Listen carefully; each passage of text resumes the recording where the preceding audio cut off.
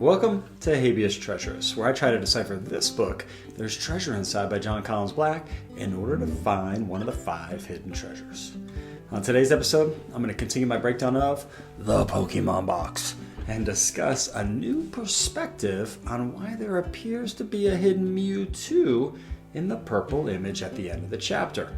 Let's begin! The purple image at the end of the chapter has generated a lot of discussion on the Pokemon box message boards. Most people seem to agree that there appears to be a hidden MewTwo added to the image shown here. However, there doesn't seem to be any consensus as to why JCB added the MewTwo to the image and, if it's a clue, what it could mean. Many people have speculated that the MewTwo might be pointing to where the treasure is hidden, and if we can find where this picture was taken, then the hiding place of the Pokemon box will be revealed. Now, this theory could be correct, but it doesn't address the obvious question of why did JCB pick a MewTwo Pokemon instead of one of the other 1,000 or so Pokemon in the Pokeverse. This led me to think that MewTwo likely has some additional significance other than just physically pointing to the treasure location. But what could it be? Well, JCB has said in interviews that you don't need to be a Pokemon expert to figure out the clues in the chapter. So my guess is that the clue associated with MewTwo is probably something relatively basic and likely has something to do with its name, MewTwo. Now, in earlier videos, I discussed some possible MewTwo wordplay associations using the Greek letter Mew. The problem I ran into with these ideas is the final paragraphs of the chapter where JCB is discussing the purple picture didn't really align with the Greek letter mu that's used for things like the coefficient of friction or statistical means. You see, I think that JCB uses the story text to reinforce the clues he hides in images. So, if this is correct, then it would make sense that the last few paragraphs of the chapter would help us figure out which clue MewTwo is pointing us to find. And I think it's the last paragraph that may give us the hint that we are looking for. So let's read that now. Oddly, only one picture was preserved well enough to make any sense out of it. I don't even remember taking this photo, although I do reckon it was closer to the end of our day. This snapshot is now the only evidence that any of this adventure ever happened at all. I felt the least I could do was share it with you in this book. The line that I think we should focus on is the first one. Oddly, only one picture was preserved well enough to make any sense out of it. Now, when I used to work in retail, my first store manager used to come up to me all the time and say, "Yo, HT, you know if it don't make dollars, then it don't make sense." I found this line to be very clever, and it always stuck with me. In this case, the making sense was about making our store profit through the markup we applied to the items we sold. So how does this apply to MewTwo? Well, it turns out that there is a markup function on a calculator that can be accessed by pressing the MU or Mew button.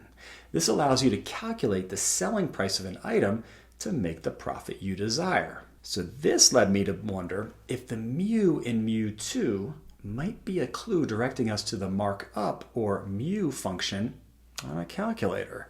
That would definitely fit with the, quote, make any sense out of it phrase mentioned in the last paragraph.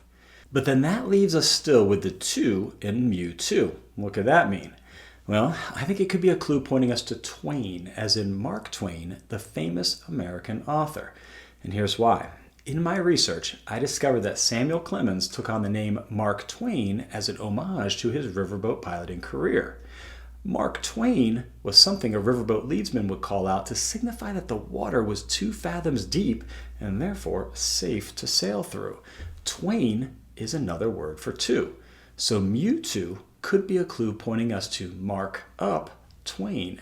This actually makes a lot of sense, at least to me, for a number of reasons. First, going back to the last paragraph of the Pokemon box story, notice how JCB ends with the line, "I felt the least I could do was share it with you in this book." That could be a subtle hint suggesting that we are actually looking for an author of books like Mark Twain and perhaps even one of his most famous books such as The Adventures of Tom Sawyer. After all, JCB does use the word adventure in the line, "This snapshot is now the only evidence that any of this adventure Never happened at all. But there are two more connections that really solidify it for me. JCB uses the word reckon in the line, although I do reckon it was closer to the end of our day. The word reckon is unusual in that it isn't used much in formal writing anymore, and JCB doesn't use it anywhere else in the entire treasure book. But you know who uses the word reckon a lot? That's right, Mark Twain.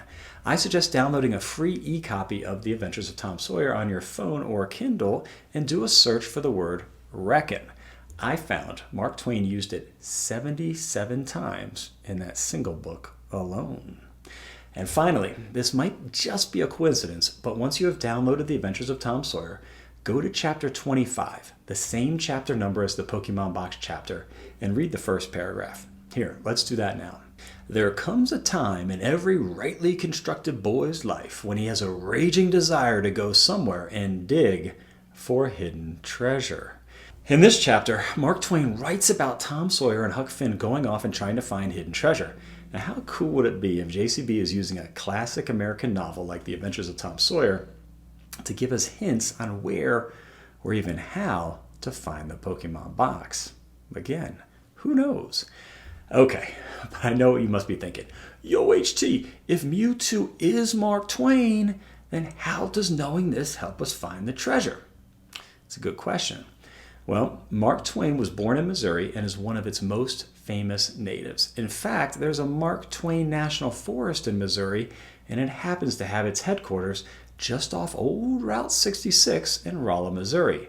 You know from my earlier videos that I like Route 66 as a starting point for the hunt because the two Charizard cards side by side could represent 66 because the Charizard Pokédex number is 6. As well as the opening line of the story, I was 5.5, being 66 months old.